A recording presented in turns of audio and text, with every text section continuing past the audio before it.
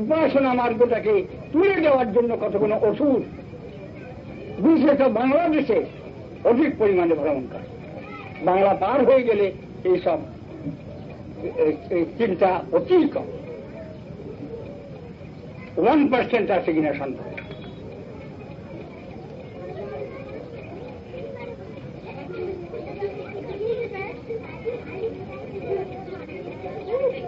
ক্রমশ নাস্তিকতার দিকে অগ্রসর আমাদের মোটেই কর্তব্য নাই।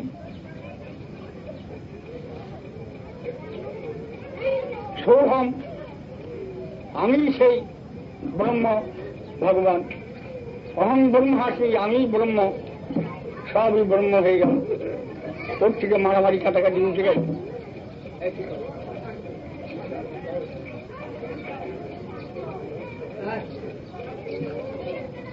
যারা সব এক চিন্তা করে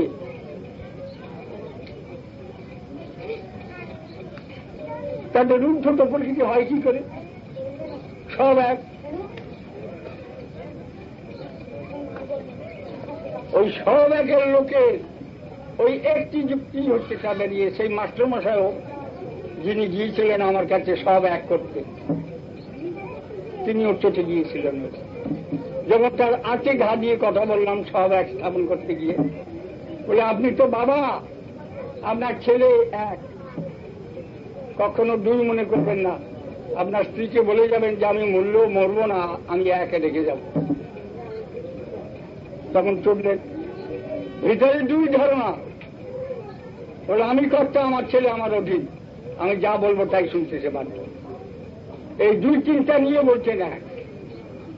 এটা ভণ্ডামি নয়, প্রবঞ্চনা, লোক ঠকানো।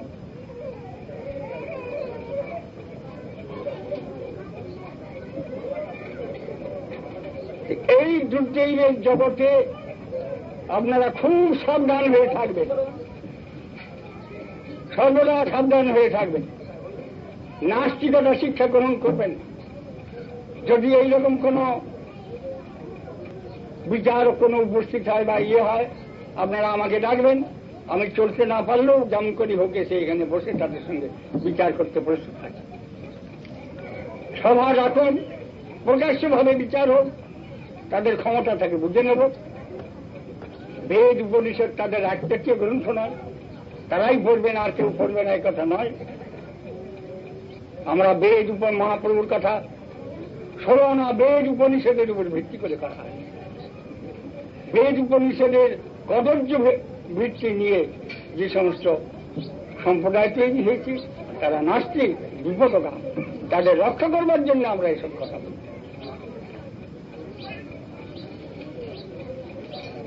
বেদান্ত দর্শনী বলছেন ব্রহ্ম কি জন্মাদ্দেশ্য যত, যার থেকে জন্মস্থিতি ভঙ্গ হয় তিনি ব্রহ্ম, তিনি নির্বিশেষ না, এক হতে পারেন না। তাকে এক কখনো বলা যায় না। ব্রহ্ম যদি এক হয়ে সৃষ্টি করেন তাহলে প্রকৃতিও এক সৃষ্টি করেন। সাংখ্যবাদীরা বলে, যারা সাংখ্য দর্শন পড়েছেন তারা প্রকৃতিবাদী, তারা প্রকৃতি সৃষ্টি করে, ব্রহ্ম তারা মানে। ব্রহ্ম তারা মানে না সাংখ্য দর্শনে। নৈয়ায়িক গণে পরমাণুবাদী, ব্রহ্ম তারা মানে না, প্রকৃতি তারা মানে না। দর্শন শাস্ত্রে আলোচনা ভারতবর্ষে 6খানা দর্শন, একখানা নয়, 6টা দর্শন চলছে। এবং উন্নত দর্শন ন্যায় বৈশিষ্ট্য, সাংখ্য, পাতঞ্জল, জৈমিনী, বেদান্ত দর্শন, এই 6খানা দর্শন। প্রত্যেকটা দর্শনের মধ্যে ইয়ের থেকে এই বেদান্ত দর্শনই একমাত্র বৈদিক। তারা বেদের বিচার অনুসারে চলেছে, আর অন্যগুলো কিছু না। তারা ঈশ্বর স্বীকার করে না।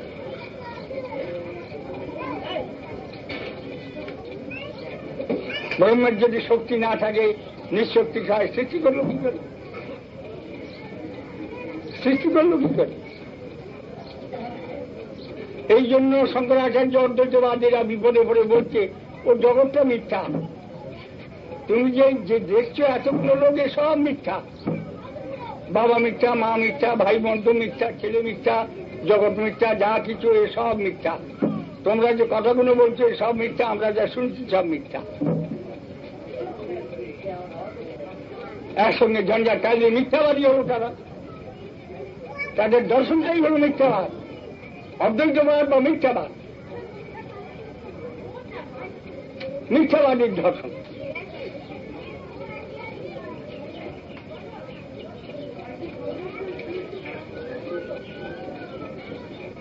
এই যে বিচার আমাদের দেশে, এজনের থেকে আপনাদের সাবধান হবেন। ঈশ্বরের উপাসনা, ভগবানের উপাসনা, এইটাই হচ্ছে কর্তব্য মানুষের স্বরূপের ধর্ম। তারা জীবই মানে না, জীব বলে কিছু নাই, জীব বলে কোনো জিনিসই নাই, সব ব্রহ্ম, জীব বলে কিচ্ছু নাই, মিথ্যা কথা।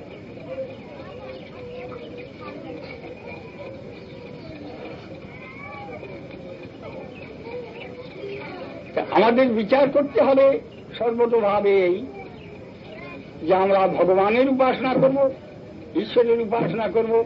ঈশ্বর মানে অদ্বৈতবাদীর ঈশ্বর না। অদ্বৈতবাদী ঈশ্বর বলে কাকে? ব্রহ্ম মায়াগ্রস্ত হয়েছে যেটা, সেই হল ঈশ্বর। কোন হিন্দু ভগবানকে মায়াগ্রস্ত বলে? ও খ্রিস্টানরা বলে, মুসলমানরা বলে। খ্রিস্টানরা মুসলমানরা বলে হিন্দুদের ভগবান মায়াগ্রস্ত, আমরা তা বলি না, ও অদ্বৈতবাদীরা বলে। শঙ্করাচার্যের বেদান্ত দর্শনে ভাষ্য পড়ে থাকুন, বাজারে খুব পাওয়া যায়। ও প্রথম 4 সূত্রে এই সমস্ত কথা বলে দিয়েছেন।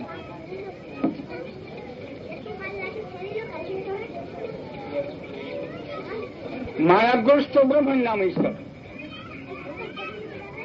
আর এই মায়াগ্রস্ত অবস্থাটা চিরকাল থাকবে। মায়া ব্রহ্মের ঠিক আর যাবে না কোন। এইরূপ মিথ্যা দর্শনের অনুগত হয়ে জীবনটাকে মিথ্যা করে দেওয়া, এই বুদ্ধিমানরা করে, সত্যবাদীরা থাকে। অদ্বৈতবাদের অন্য নাম মিথ্যাবাদ।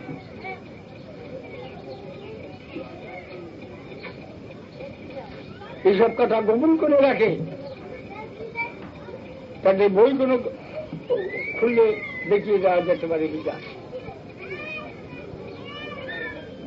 আমাদের বর্তমান অবস্থায় যে আলোচ্য বিষয়টি আরম্ভ করেছিলাম, যে বিরহটা আনন্দ, বিনোদ অলঙ্কার, বিচার, অর্থাৎ বিপ্লম্ব ভাবে যে আনন্দ অনুভব, কিসের থেকে? সংসারের মায়া মোহ দুঃখ পরিত্যাগ করে ভগবত উপাসনাতে চিত্ত নিযুক্ত করলে আনন্দ অনুভব হবে। তা সেটা কিসে হয়? বিরহ হচ্ছে বেশি হয়। হরে কৃষ্ণ মহামন্ত্র উচ্চারণ করলে বেশি হয়। অনন্ত কোটিবার ব্রহ্ম ব্রহ্ম করে যে ফল না হয়, একবার কৃষ্ণ নাম করলে তার অনন্ত জীবন ফল বেশি। এক কৃষ্ণ নাম যত পাপ হরে, পাপের সাধ্য নাই তত পাপ করে। এখানে ব্রহ্মের কথা লেখা নেই, কোন উপনিষদে তা লেখা নেই।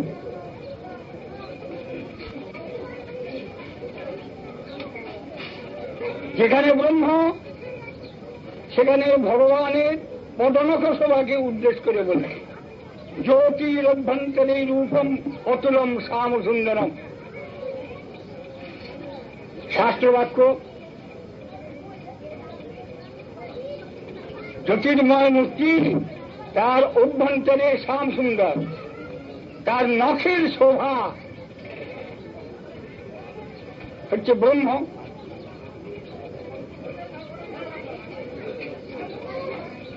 সূর্যের আলো এখন দেখা যায় না, সূর্যকে দেখা যায় না, তার তেজের চেয়ে সূর্য দেখা যায় না, কিন্তু সূর্য নেই বলা যাবে।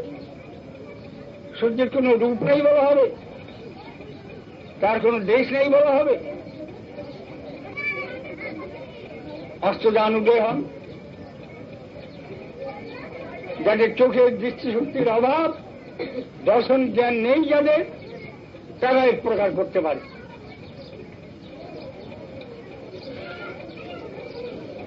এই বিচারে আমরা এখানে দেখছি যে নরহরিপুর তিরোভাব মহোৎসব, এটা বিরহ মহোৎসব। এই মহাপুরুষের বিরহ মহোৎসবের দ্বারা আমরা মুক্তি লাভ করি, বৈকুণ্ঠে চলে যাব, বৈকুণ্ঠলোক চলে যাব। ব্রহ্মলোক ভেদি পরব্রহ্ম পায়, ব্রহ্মলোক ভেদ করে পরব্রহ্মে গিয়ে উপস্থিত হয়ে যায় ভগবানের নাম করে।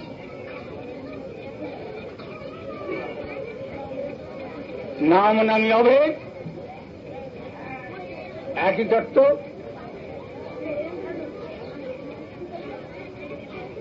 ঈশ্বরের একত্ব স্বীকৃত হয় এবং সেই একত্বটা কি প্রকার, তার মধ্যে বহুত্বযুক্ত এক। বহুত্বযুক্ত একের নাম এক, বহুত্ব শূন্য এক, তা মিথ্যা। ডাইভার্সিটি ইন ইউনিটি, যারা এম.এ ক্লাস বি ক্লাসে ফিলসফি পড়েছেন, সেই ফিলসফির ভিতরে আছে ডাইভার্সিটি ইন ইউনিটি। ইউনিট এক, কিন্তু ডাইভার্সিটি বাদ দিলে সেই ইউনিটটা শূন্য, বৌদ্ধদের শূন্যবাদ পরিণত হয়। এক বললে এমন বুঝে যার মধ্যে বহুত্ব আছে। এক বললে কি এই এক লিখে এক লিখলাম, না ইংরেজিতে ওয়ান দিলাম বা একটা টান দিলাম বুঝলো, বা হিন্দিতে এক লিখলাম বা এক বললে বুঝায় কি, একের তাৎপর্য কি, এটা বুঝতে হবে, বিচার করতে হবে। এক বলাটা মিথ্যা, এক একটা মিথ্যা সংজ্ঞা।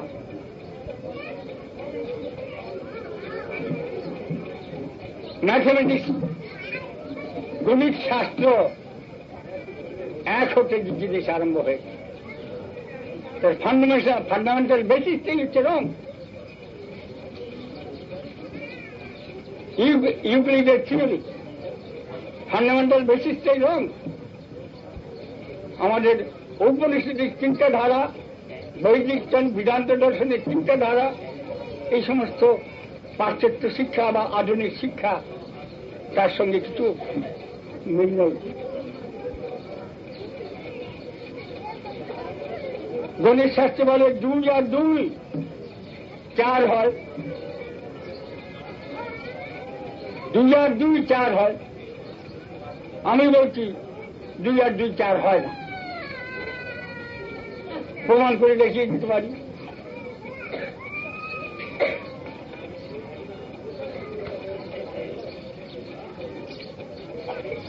দুটো ঘটি নেওয়া হলো এখানে, আবার এখানে দুটো ঘটি নেওয়া হলো, সংখ্যায় দেখলাম 2 আর 2 4টে ঘটি।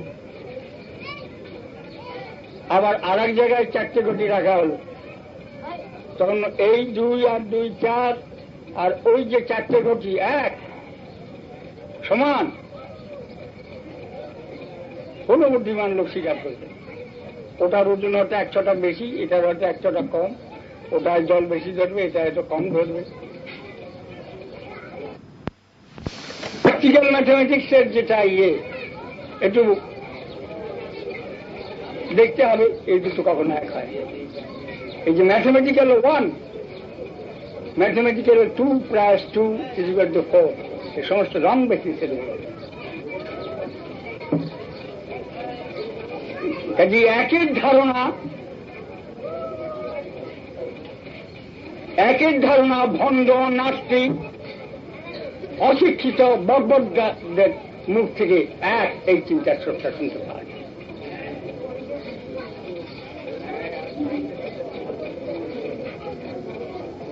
অশিক্ষিত লোকের মুখে এই সমস্ত কথা শুনতে পারে। আমার সঙ্গে আমার চিনসুরাতে মঠ আছে, চিনসুরায়, সেখানে PA2 কমিশনার, ডিভিশনাল কমিশনারের পার্সোনাল এসেছেন, তিনি ম্যাথমেটিক্সে ফার্স্ট ক্লাস পান। তার সঙ্গে আলাপ হয়েছিল, ম্যাথমেটিক্সের লোক। তিনি বললেন যে আমরা তো ম্যাথমেটিক্সে এম এ ক্লাসে এই সমস্ত কথা পড়িনি, আমরা তো পাইনি, এ তো হায়ার ম্যাথমেটিক্স। বলে আপনি এমনিতে ফার্স্ট ক্লাস আবার হিস্ট্রিও হায়ার ম্যাথমেটিক্স চাচ্ছেন। এই জন্যই শিক্ষা লাভ করতে হলে ঋষিদের আশ্রমে যেতে হবে। স্কুল কলেজ পাঠশালায় শিক্ষা হয় না, ঋষিদের আশ্রমে গিয়ে শিখতে হবে। যে কোনো বিজ্ঞানও সেখানে শিখতে হবে। অশিক্ষা, কুশিক্ষাগুলো যেগুলো দেওয়া হচ্ছে সেগুলো না শিখলেই হবে।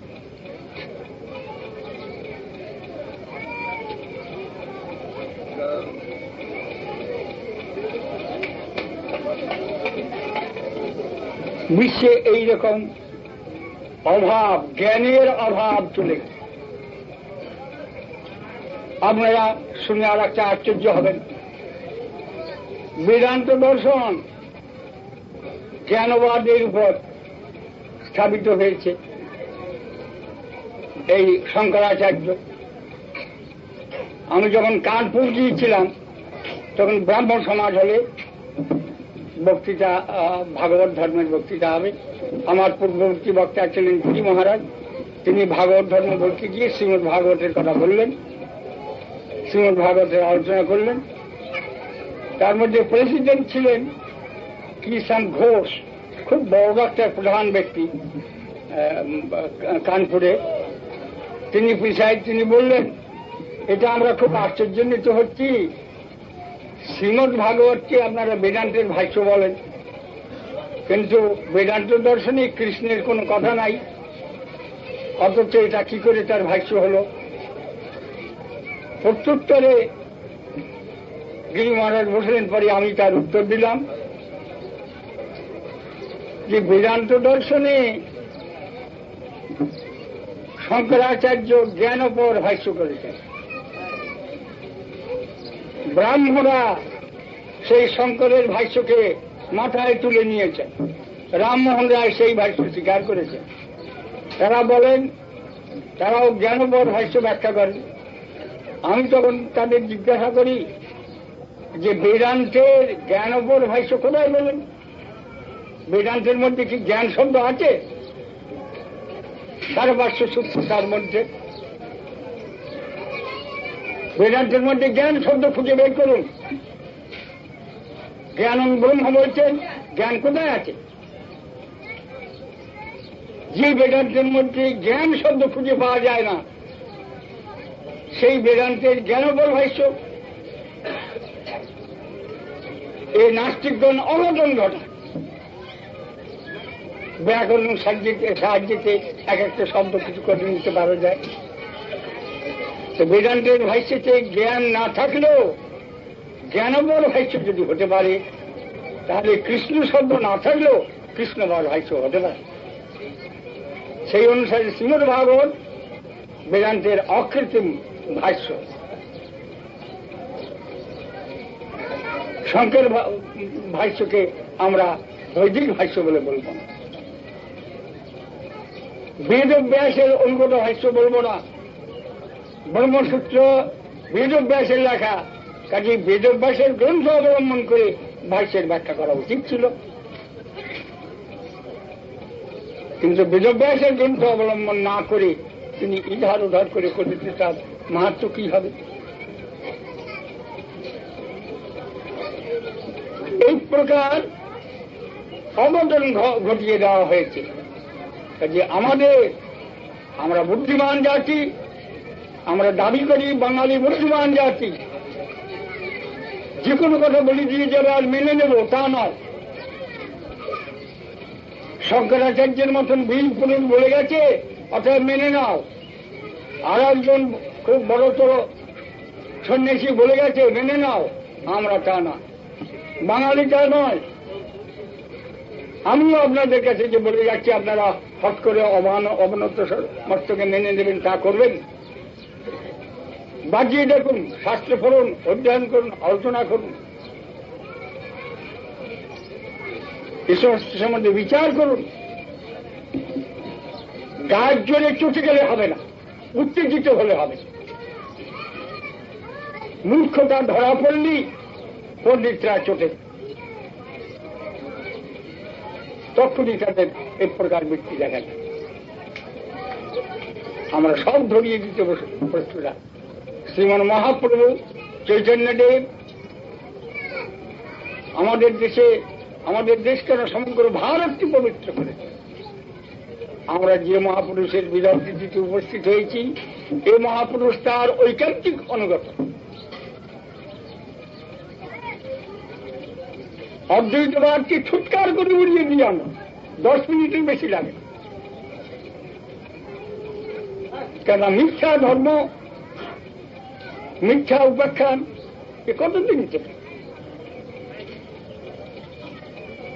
ভারতবর্ষের মধ্যে বৈষ্ণব সম্প্রদায় 4টি সম্প্রদায়, শ্রী ব্রহ্মরুদ্র সনক, সকলেই শঙ্কর দর্শনটাকে উড়িয়ে দিয়েছে বলে এটা নাস্তিক দর্শন। নাস্তিক কেন বলা হয়?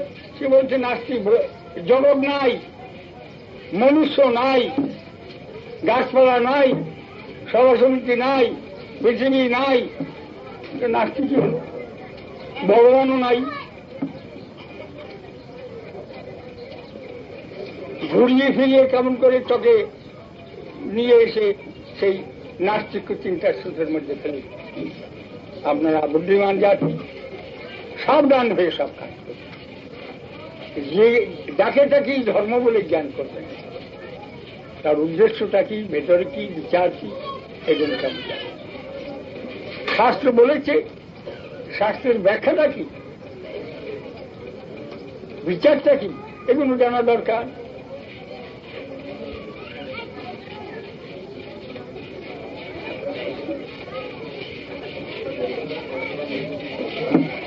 যাক, আজকে বলে আমি আপনাদের অনেক সময় নিলাম। আপনারা এই মহাপুরুষের জীবনী আলোচনা করবেন, এই মহাপুরুষের কৃপা লাভ করবার জন্য চেষ্টা করবেন। পৃথিবীতে জন্মগ্রহণ করলেই তার পিতা মাতা, ভাই বন্ধু, আত্মীয় স্বজন থাকে, তারা পরম সৌভাগ্যবান যে এই মহাপুরুষ এই সংসারে জন্মগ্রহণ করে। গুরুং পবিত্রম জননী চিতার্থ, ক্ষণজন্মা পুরুষ, এদের নাম স্মরণ করলে অদ্বৈতবাদের ন্যায় পাপ জড়িত হয়ে যায়।